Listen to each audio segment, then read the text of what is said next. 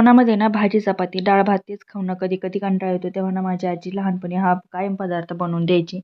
आता तो म्हणजे काय, हा पारंपरिक पदार्थ आहे, त्याचबरोबर मस्त आहे. तर तो बनवण्यासाठी मोठ्या ताटामध्ये 2 वाटी ज्वारीचं पीठ, 1.5 वाटी गव्हाचं पीठ, पाव वाटी बेसन पीठ टाकून घेतलं. मिरची आणि लसूण बारीक मिक्सरला फिरून त्यामध्ये टाकून घेतलं. हळद टाकली, मीठ टाकले, भरपूर सारी अशी कोथिंबीर टाकून याची पाणी टाकून घट्टसर असं पीठ मळून घ्यायचं. घट्टसरच मळा. नंतर ते पातळ होतं, 10 ते 15 मिनिटं झाकून ठेवायचं आणि मस्तपैकी याचे असे गोल गोल आकारामध्ये शेंगुळे बनवून घ्यायचे. तुम्ही हव्या त्या आकारामध्ये बनवू शकता. तुमच्याकडे कशी बनवण्याची पद्धत आहे ती देखील नक्की सांगा.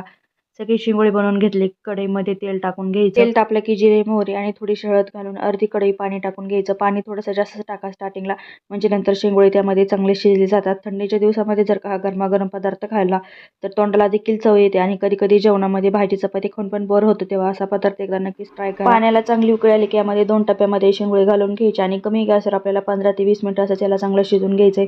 मस्तपैकी गरमागरम आपले शेंगुळे तयार आहेत.